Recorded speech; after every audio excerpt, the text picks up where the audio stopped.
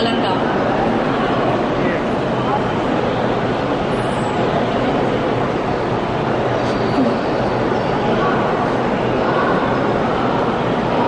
On?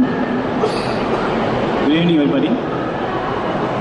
At the outset, I thank Mr. A. Sethumadhavan, Chairman, National Book Trust, who is also a very well-known author in Malayalam and which has been translated to English language also. He has found lucky that he has come to release my book. I also thank poet Mr. Chakrada for being present with us. I thank Leafy Publications for taking up the publication of the book, as also organizing this event, and the National Book Trust for organizing this big fair. And importantly, all book lovers and readers who have thronged this book fair. But what is an author without a reader?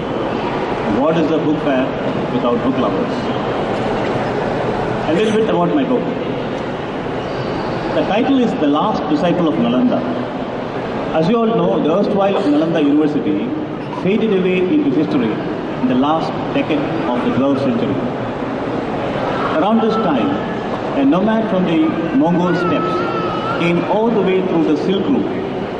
He crossed the Khyber Pass, came to Takshashila, learned the language, and finally reached Nalanda to learn Buddhist scriptures. He stayed there for about 8 years, and it was around this time that the university got destroyed. In fact, the account of this book is from his perspective, and hence the title, The Last Disciple of Nalanda. The genesis of this book.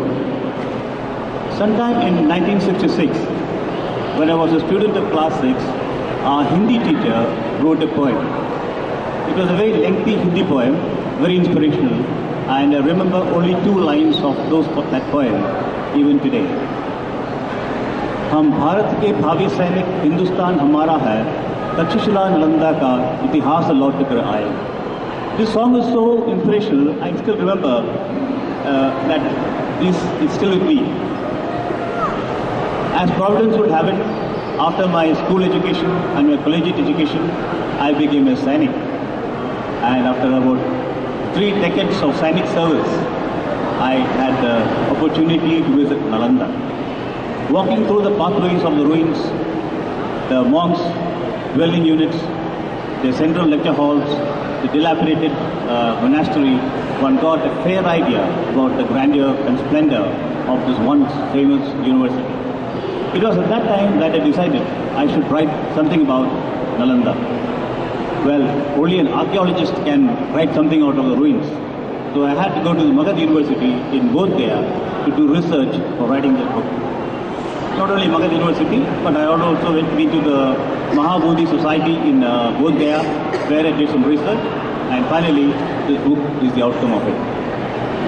I shall not be reading any text from the book, but just the dedication para and the author's note.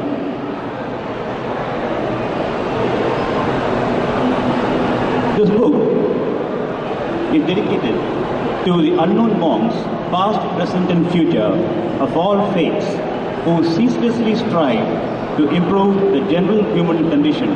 This work is reverentially dedicated. Now the author's note. Every human being is an inheritor of rich legacies, the legacy of great civilizations, the legacy of material, intellectual and spiritual advances, the legacy of valor, courage and selfless sacrifice, the legacy of doctrines, values and great thoughts. Some inherit and stay put in the inheritance, and some inherit and take the inheritance forward. Here is the story of an inheritor who takes it upon himself to take the inheritance forward, not just for his sake, but for his people as well. May we all have the strength to take our inheritance forward. And lastly, the blurb that I had written for the book. He was a nomad of the Oirat tribe that have been roaming the vast Russian Mongol steppes for centuries. He listens to his heart's tug and travels through the famed Silk Route. Several thousand miles journey and several seasons later, he reaches Nalanda. He battled for 10 years, the battle that the flesh wages with the spirit.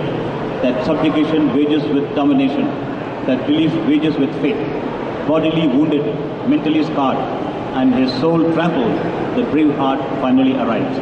This should give you a fair idea of what lies in the covers of the book. Thank you.